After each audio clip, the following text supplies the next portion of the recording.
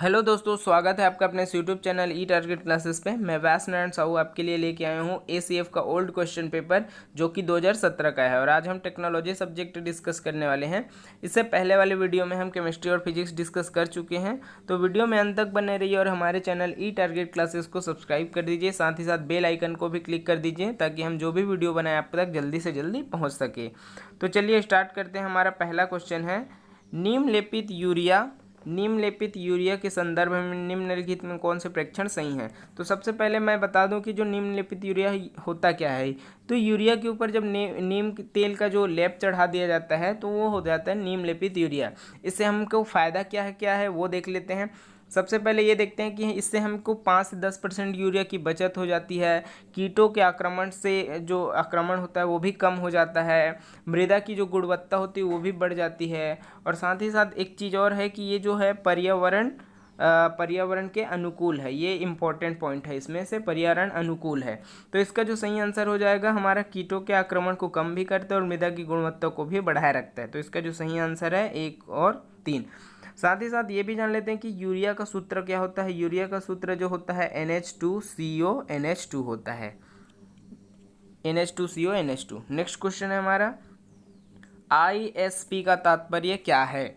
ISP का जो तात्पर्य है वो है इंटरनेट सर्विस प्रोवाइडर होता है। इंटरनेट सर्विस प्रोवाइडर, जो कि एक इंटरनेट सेवा प्रदाता एक संगठन है। इसका जो सही आंसर हो जाएगा इंटरनेट सर्विस प्रोवाइडर हो जाएगा। नेक्स्ट क्वेश्चन है, निम्नलिखित में से कौन सी एक पेट्रो फसल है। तो पेट्रो फसल सबसे पहले जानते हैं कि पेट्रो फसल वो होता है ऐसे पौधे जो लिक्विड हाइड्रोकार्बन देते हैं। लिक्विड हाइड्रोकार्बन देने वाले को ही पेट्रो फसल कहते हैं। तो आपको पता है कि ना गेहूं देता है लिक्विड, ना आलू देता है, ना चावल देता है। तो इसका जो सही आंसर हो जाएगा जेट्रोफा। ये होता है कि इसके जो बीज होता है उससे 25 से 30% जो है तेल निकाला जा सकता है इसके बीज से, और जिससे कार है, बसेस है, ये सब चलाया जा सकता है। और इसके जो बचे हुए जो अवशेष होता है उससे हम बिजली उत्पादन भी कर सकते हैं, ध्यान में रखिए। तो इसका जो सही आंसर हो जाएगा वो जेट्रोफा हो जाएगा। निम्नलिखित में से कौन सी संग्रहण युक्तियां हैं। तो संग्रहण युक्ति कौन कौन सी है, सबसे पहले पता है हमको हार्ड डिस्क भी संग्रहण है, यूएसबी भी, फ्लैश ड्राइव भी जो है संग्रहण युक्ति है, फ्लॉपी डिस्क भी है, कॉम्पैक्ट डिस्क भी है जिसको हम सीडी भी बोलते हैं। तो ये जितने भी है सभी के सभी संग्रहण युक्तियाँ है, मतलब स्टोरेज डिवाइस है। तो इसका जो सही आंसर है वो हो जाएगा ऑल ऑफ द एबव, मतलब उपरोक्त सही इसका सही आंसर हो जाएगा।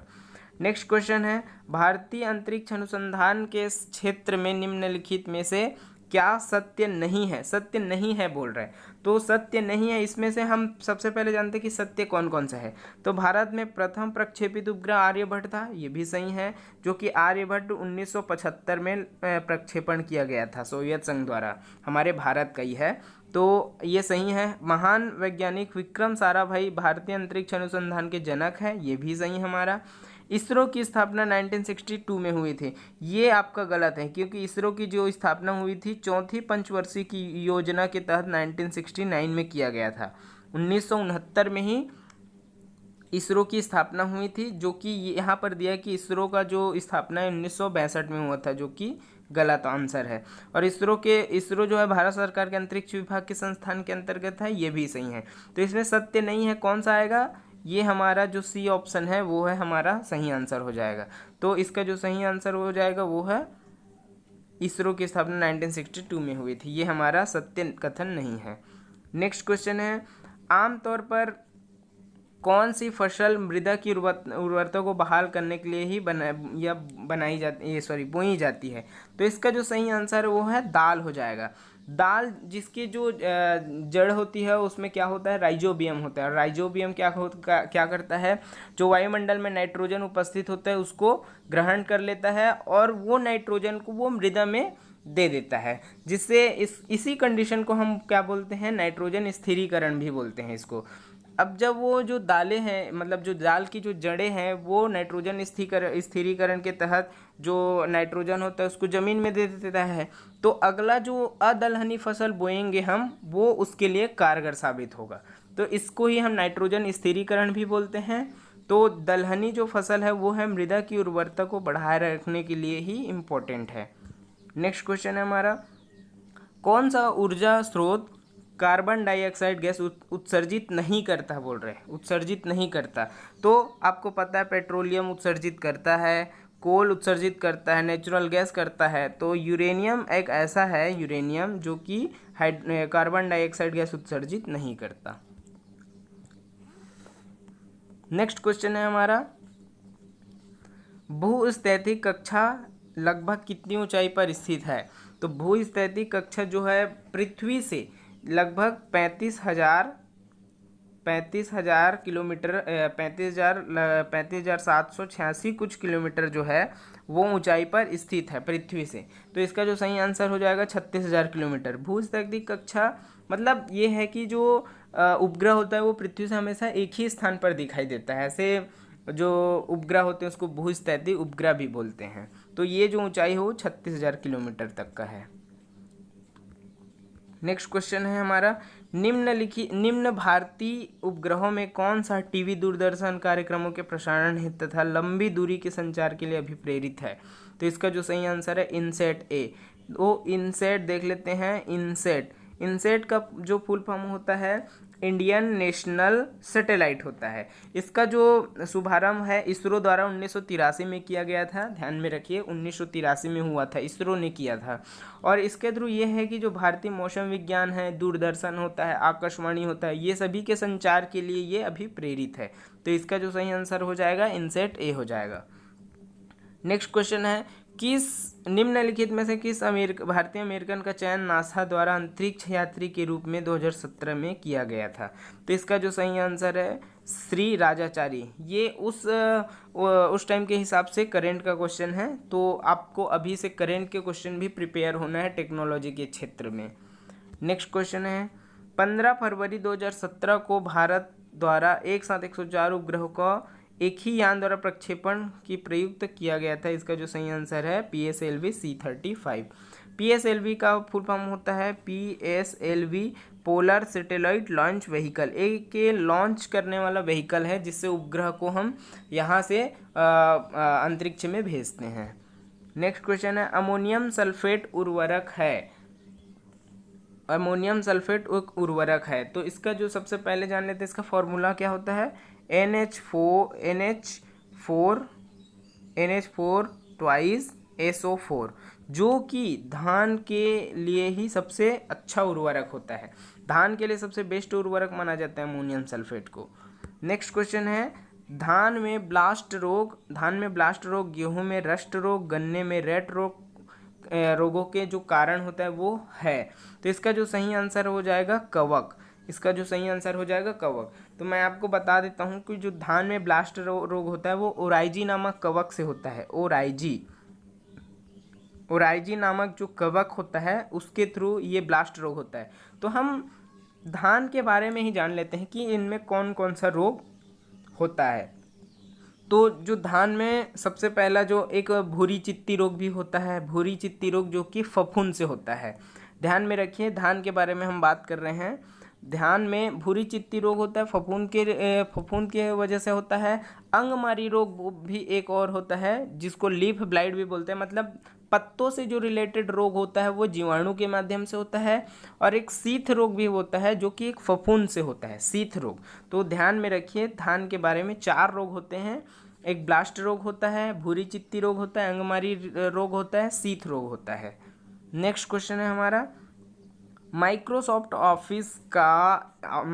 ऑफिस खालिस्तान का एक उदाहरण है। तो इसका जो सही आंसर हो जाएगा वो है एकीकृत सॉफ्टवेयर। ये एक सॉफ्टवेयर है माइक्रोसॉफ्ट ऑफिस। नेक्स्ट क्वेश्चन है, भीम का विस्तारित रूप क्या है? भीम का जो विस्तारित रूप है वो क्या होगा, Bharat interface for money. Bharat interface for money. तो इसका जो लॉन्च हुआ था वो 30 दिसंबर 2016 को हुआ था। भारत सरकार ने 30 दिसंबर 2016 को भीम ऐप जारी किया गया था। तो इसका जो मेन उद्देश्य ये था कि जो भारत में डिजिटल को बढ़ावा देना है, डिजिटलाइजेशन है उसको बढ़ावा देना है उसके लिए। और इसके माध्यम से आप मनी मतलब जो पैसा है एक जगह से दूसरी जगह ट्रांसफ़र भी कर सकते हैं। तो ये सब को देखते हुए ही भीम ऐप लॉन्च किया गया था भारत सरकार द्वारा। ध्यान में रखिए 2016 में लॉन्च किया गया था। नेक्स्ट क्वेश्चन है, पिक्सल का तात्पर्य है। तो जो पिक्सल है उसको हम सबसे पहले लिख लेते हैं PIX प्लस EL। तो PIX का होता है पिक्चर और EL का होता है एलिमेंट। तो इसका जो सही आंसर हो जाएगा पिक्चर एलिमेंट। नेक्स्ट क्वेश्चन है हमारा, प्रोग्राम जिसका उपयोग चित्र बनाने, शब्द लिखने एवं इसको एक समाचार पत्र के रूप में संकलित करने हेतु किया जाता है। तो इसका जो सही आंसर हो जाएगा desktop publishing package. Next question है हमारा, चंद्रयान प्रथम क्या था? चंद्रयान जो प्रथम है वो एक लूनर प्रोब था। इसको मून इम्पैक्ट प्रोब भी कहा जाता है और इसको इसरो द्वारा 2008 में प्रक्षेपित किया गया था। ध्यान में रखिए, चंद्रयान फर्स्ट जो है इसरो द्वारा 2008 में प्रक्षेपण किया गया था, अक्टूबर 2008 में। नेक्स्ट क्वेश्चन है, एक अंतरिक्ष यात्री को बाह्य अंतरिक्ष से आकाश किस रंग का लगेगा? तो इसका जो सही आंसर है हो जाएगा वो है ब्लैक। अंतरिक्ष यात्री को जो बाहर के अंतरिक्ष के मतलब बाह्य अंतरिक्ष से जो आकाश है वो काला दिखाई देता है, और हमको पृथ्वी से जो अंतरिक्ष है मतलब जो आकाश है वो हमको नीला दिखाई देता है। नीला इसलिए क्योंकि नीले रंग का प्रकीर्णन सबसे ज़्यादा होता है यहाँ, इसलिए हमको नीला प्रतीत होता है। नेक्स्ट क्वेश्चन है, आरेखों, मुद्रित लेखों अथवा चित्रों को डिजिटल स्वरूप में परिवर्तित करने के लिए किस प्रकार सुग्राही उपकरण की आवश्यकता होती है? तो इसका जो सही आंसर है स्कैनर। स्कैनर मतलब होता है एक इनपुट डिवाइस भी बोला जाता है जो कि किसी भी चीज़ को स्कैन कर देता है। नेक्स्ट क्वेश्चन है हमारा, प्रोसेसिंग स्पीड की तुलना हेतु निम्नलिखित में से कौन से प्रयोग किया जाने वाला पद है? तो इसका जो सही आंसर है मिप्स इसका जो सही आंसर है, ध्यान में रखिए। हाँ, तो जो मिप्स होता है उसका जो फुल फॉर्म होता है micro processor without interlock pipeline stage. तो इसका जो सही आंसर हो जाएगा वो हो जाएगा हमारा मिप्स, MIPS इसका सही आंसर हो जाएगा। नेक्स्ट क्वेश्चन है, 1 किलोबाइट 1 KB के समतुल्य है। तो इसका जो सही आंसर हो जाएगा 1 किलोबाइट जो है 1024 बाइट्स के बराबर होता है। अब मैं इस स्टोरेज के बारे में थोड़ा सा बता देता हूँ कि 1 बाइट बराबर होता है 8 बिट। 1 बाइट बराबर होता है 8 बिट और 1024 बाइट बराबर होता है 1 KB। ध्यान में रखिए 1 KB और 1024 बाइट जो होता है वो किसके बराबर होगा? 1 MB के बराबर होगा। 1024 जो बाइट है वो किसके बराबर होगा? 1 MB के बराबर होगा। 1024 जो बाइट है वो किसके बराबर होगा? 1 MB के बराबर होगा। नेक्स्ट क्वेश्चन है हमारा, निम्नलिखित में से कौन सा ग्लोबल वार्मिंग को प्रभावित नहीं करता? तो निम्नलिखित में से कौन सा जो है ग्लोबल वार्मिंग को प्रभावित नहीं करता? इसका जो सही आंसर है सूर्य से आने वाले विकिरणों के वापस परावर्तन के कारण। नेक्स्ट क्वेश्चन है हमारा, पौधों में प्रस्वेदन की दर निम्नलिखित में से किसके बढ़ने से घटती है? किसके बढ़ने से घटती है? तो सबसे पहले जानते हैं प्रस्वेदन मतलब होता है ट्रांसपीरेशन। देखिए आपको इसका इंग्लिश नेम भी याद रखना पड़ेगा क्योंकि शुद्ध हिंदी में दिया जाता है तो वो लोगों को समझ में नहीं आता।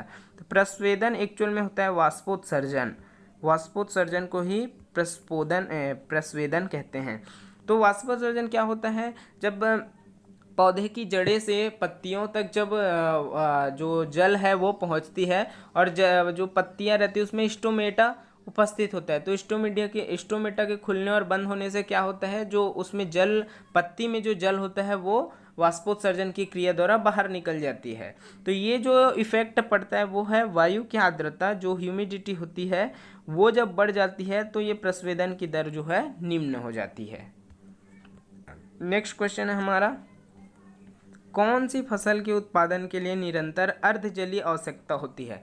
अर्धजलीय अवस्था मतलब जो जमीन है वो हल्का हल्का गीला होना आवश्यक है, मतलब नम होना आवश्यक है। तो जो चावल है मतलब जो धान के उत्पादन होता है उसके लिए निरंतर अर्धजलीय अवस्था आवश्यक है।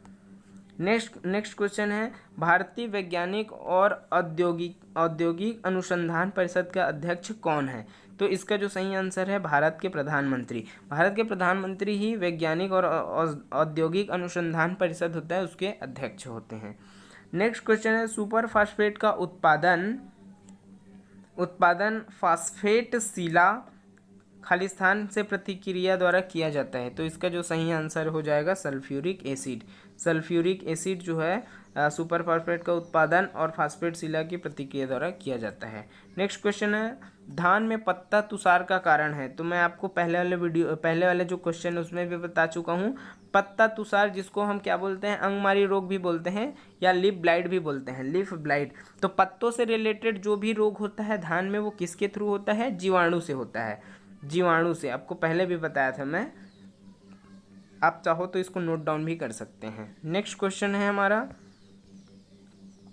भारत में जन सामान्य के लिए इंटरनेट का प्रारंभ BSNL द्वारा किया गया था। तो हमारे जो भारत है उसमें BSNL है, लेकिन ये जो है VSNL द्वारा किया गया था। इसको बोलते हैं विदेश संचार निगम लिमिटेड। तो 15 अगस्त 1995 के दिन ही ये BSNL द्वारा भारत में इंटरनेट का प्रारंभ किया गया था। नेक्स्ट क्वेश्चन है, निम्नलिखित में से नवीनतम व्यावसायिक रूप से संचालित भारतीय नाभिकीय ऊर्जा रिएक्टर है। तो इसका जो सही आंसर हो जाएगा वो कुंडलकुलम तमिलनाडु। ये जो है नवीनतम व्यावसायिक रूप से संचालित नाभिकीय ऊर्जा है। तो इससे पहले सबसे पहले जो हुआ था वो तारापुर, मतलब तारापुर में जो हुआ था वो 1972 में हुआ था। तारापुर महाराष्ट्र 1972 में हुआ था। जो कैगा है वो 1999 में हुआ था, कैगी 1999 में। और जो नरोरा है, नरोरा उत्तर प्रदेश वाला, ये हुआ था आपका 1991 में। तो और ये जो कुंडलकुलम तमिलनाडु है ये 2003 में स्टार्ट किया गया था, जो कि 2013 में, मतलब इसका जो उत्पादन है वो 2013 में स्टार्ट हुआ था। तो ध्यान में रखिए कुंडलकुलम जो तमिलनाडु में है वो सबसे नवीनतम नाभिकीय ऊर्जा रिएक्टर है। तो वीडियो अच्छा लगे तो ज़्यादा से ज़्यादा शेयर कीजिए, सब्सक्राइब, और हमारे जो चैनल है टारगेट क्लासेस उसको सब्सक्राइब कर दीजिए ताकि हम आपके लिए ऐसे वीडियो बनाते रहें। Thank you.